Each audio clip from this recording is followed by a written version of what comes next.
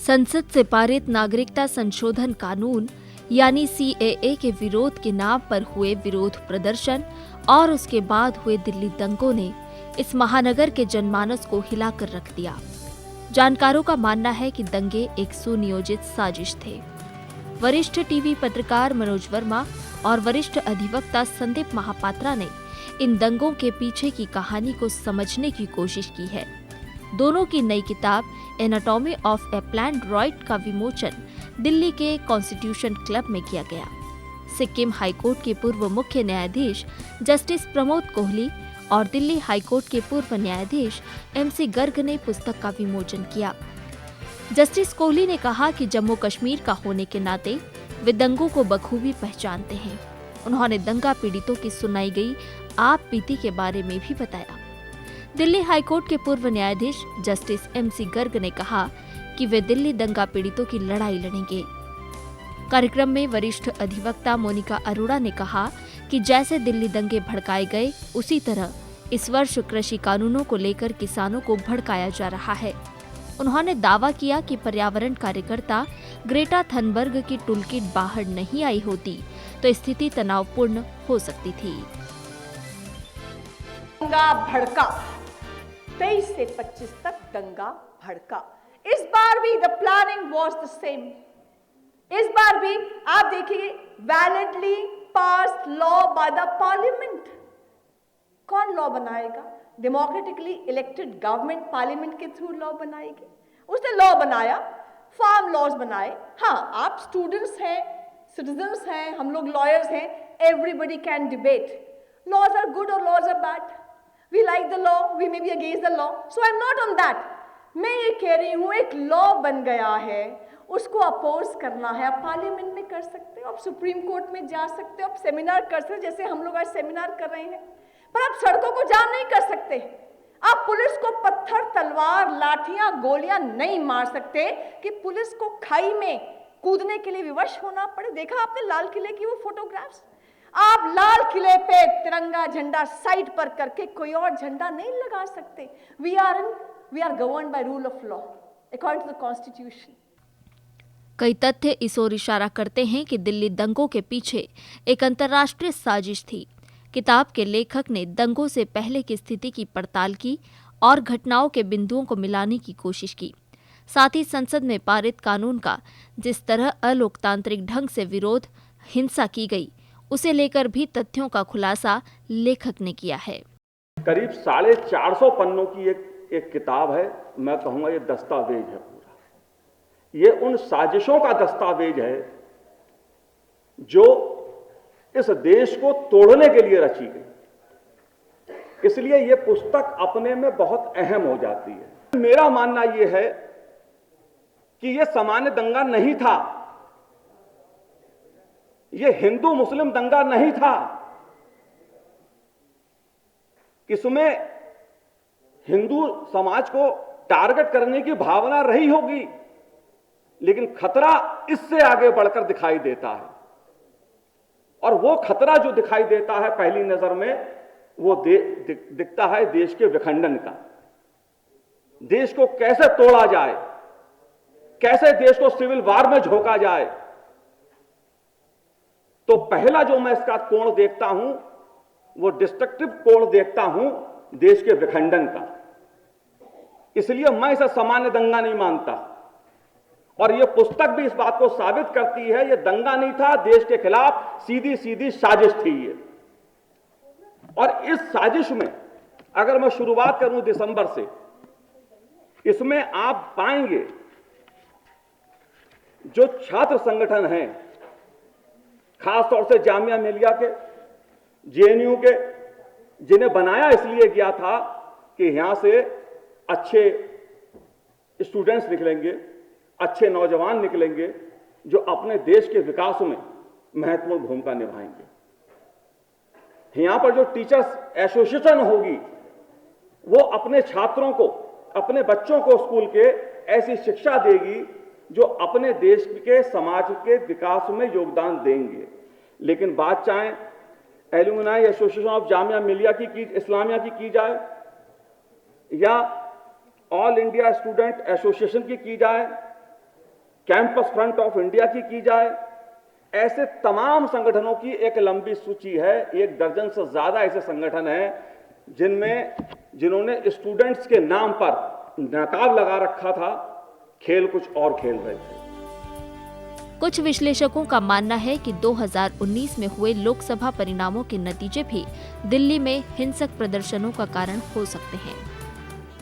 23 फरवरी, 24 फरवरी, 25 फरवरी को जो दंगा हुआ, जो हिंसा हुई, दरअसल उसकी शुरुआत तो दिसंबर में ही हो गई थी। इसलिए फरवरी में जब प्रधानमंत्री नरेंद्र मोदी जी ने पूर्वी दिल्ली की एक सभा में, एक रैली में इस बात को कहा कि जो हिंसा दिल्ली में हो रही है नागरिकता संशोधन कानून के नाम पर, जिस तरह का तांडव, जिस तरह का विद्रोह दिल्ली की सड़कों पर किया जा रहा है, सरकारी संपत्ति को नुकसान पहुंचाया जा रहा है, सड़कों को बंधक बनाया जा रहा है, वो संयोग है या प्रयोग? यह सवाल था प्रधानमंत्री जी का। और जब इस पुस्तक में साल भर काम किया और जो तथ्य सामने उभर के आते हैं, जो जांच एजेंसियों ने जांच की, जो कोर्ट के सामने तथ्य अब तक रखे गए हैं, उसके बाद यह तस्वीर उभर के आती है, यह संयोग छोड़िए, प्रयोग छोड़िए, पूरी प्रयोगशाला थी। और यह प्रयोगशाला वो थी जिसमें देश के खिलाफ नफरत, संविधान के खिलाफ नफरत। इसलिए मैं इसे मानता हूं कि संयोग नहीं था, प्रयोग क्या, प्रयोगशाला थी पूरी की पूरी। और उसी प्रयोगशाला में से निकला हुआ आज हमें यह तथाकथित किसान आंदोलन नजर आता है। दोनों की मॉडस ऑपरेंडी एक ही है, अगर आप देखें इसको। दूसरी बात महत्वपूर्ण आती है संसदीय प्रक्रिया की, जो सबसे ज्यादा मेरे को पिंच करती है बात। इस देश के निर्माताओं ने, इस देश के संविधान निर्माताओं ने जब देश की रचना की थी, संविधान बनाया था, महात्मा गांधी जी से लेकर सरदार वल्लभ भाई पटेल तक सबने जो सपना देखा था वो एक भारत का देखा था। लेकिन संविधान के अनुसार देश चलेगा। लेकिन जिस तरह से नागरिकता संशोधन कानून को चुनौती दी गई और अब कृषि सुधार बिलों को चुनौती दी जा रही है, मैं ये मानता हूं कि वो भी उसी प्रयोगशाला से निकला था। आप किसी कानून का विरोध करें, अधिकार है, लेकिन हम किसी कानून को नहीं मानेंगे, हम कागज नहीं दिखाएंगे, हम देश के संविधान के खिलाफ बोलेंगे। यह तो संविधान अनुमति नहीं देता, यह तो अभिव्यक्ति की आजादी नहीं है। लेकिन नागरिकता संशोधन कानून को लेकर क्या कहा हर्षमंतर ने, हम सुप्रीम कोर्ट पर विश्वास नहीं करते। और वही बात कृषि कानूनों में दिखाई दे रही है। सुप्रीम कोर्ट की बात हम सुनेंगे नहीं, संसद की बात हम सुनेंगे नहीं, संसद में घंटों चर्चा होगी, उस पर भी भरोसा नहीं करेंगे, प्रधानमंत्री की बात पे भी नहीं करेंगे, सरकार पे भी नहीं करेंगे, तो किस पे करेंगे? आजादी का मतलब मनमानी नहीं होता, या सड़कों पर तय होगा देश का कानून कैसे बनेगा। देश का लोकतंत्र कहता है, देश का संविधान कहता है कि संसद कानून बनाती है, उसका फैसला भी संसद में होता है, वोटिंग से होता है, घंटों चर्चा करते हैं पक्ष और विपक्ष के सदस्य। लेकिन एक देश में नई अराजकता पैदा की जा रही है। नागरिकता संशोधन कानून के प्रयोग से जो हिंसा का वातावरण निकला, उसने यह तय करने की कोशिश की कि कानून का फैसला सड़कों पर होगा। और ये वो लोग तय कर रहे थे जिन्हें इस देश की जनता ने ठुकरा दिया। वो चुनाव नहीं जीत सकते, चुनाव जीत नहीं सकते हैं, इसलिए हम कानून का विरोध करेंगे, सड़क पर करेंगे। इसीलिए हमें एक सा रुख देखने को मिलता है। अगर इसमें आप जाएंगे तो बहुत सी चीजें आपको इसमें पढ़ने को मिलेंगी। एक एक दस्तावेज इसमें है, स्टूडेंट्स यूनियंस के नाम पे क्या खेल खेला जा रहा था, यह सब कुछ इसमें है। इसमें वो भी आपको पढ़ने को मिलेगा किस तरह से इस्लामिक रेडिकल इस्लामिस्ट, चरमपंथी, वामपंथी और दूसरे तत्व जो हैं वो किस तरह मिलकर षड्यंत्र चल रहे थे, और पीछे से पाकिस्तान और चीन का कनेक्शन भी आपको इसमें दिखाई देगा। एक संगठन का नाम लेकर अपनी बात करूंगा, क्योंकि अगर मैं ये बात कह रहा हूं कि ये दंगा मैं इसलिए नहीं मानता क्योंकि इसमें आतंकियों की भूमिका थी। एक अल हिंद नाम का संगठन है। यह संगठन कश्मीर में क्या करता है, हमारी जांच एजेंसियां जानती हैं इसको। देश के जवानों पे हमला करने वाला यह संगठन दिल्ली के दंगों में दूसरे नाम से एक्टिव था। पीएफआई पैसा लाने का जो काम कर रही थी।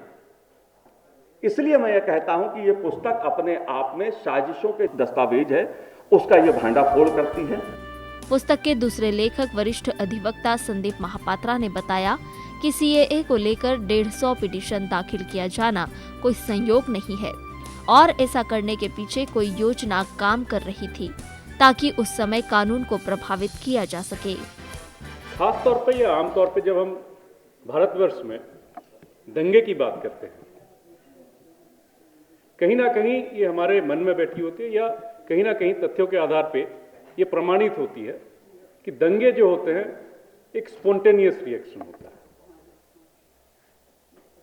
आमतौर पे ये हम लोगों ने पढ़ा है, जजमेंट्स भी आए हैं कोर्ट्स के और बहुत सारे डॉक्यूमेंट्री भी बने हैं। बहुत सारे ऐसे दंगे भारतवर्ष में स्वाधीनता से पूर्व और स्वाधीनता के बाद भी कहीं ना कहीं ये जो एलिमेंट है, element of spontaneity is inherent in any riot that has happened in the past about 100 years. और जब हम खुद से देखें कि कहीं, क्योंकि हमारे मनमानस में, जैसे मैंने कहा कि राइट्स मतलब एलिमेंट ऑफ स्पॉन्टेनिटी, ऐसा हमारे मनमानस में है। तो जब हमने खुद ये तथ्यों को छांटा, इन तथ्यों के अंदर गए, हमें भी अपने जो एलिमेंट ऑफ स्पॉन्टेनिटी वाला एक कहीं ना कहीं मस्तिष्क में एक बिंदु है, वो झंझोर के हमको रखती है। और अगर ये पुस्तक को आप पढ़ेंगे तो आपको ये मिलेगा कि इसमें एलिमेंट ऑफ स्पॉन्टेनिटी कुछ नहीं था। ये लगभग 3-4 महीना, या तो मैं ये कहूँगा कि लगभग काफ़ी सालों की एक प्रिपरेशन थी। नागरिक संशोधन कानून के विरोध के नाम पर दिल्ली में हिंसा और दंगों की साजिश का इस पुस्तक में खुलासा है, क्योंकि सवाल न्याय का है।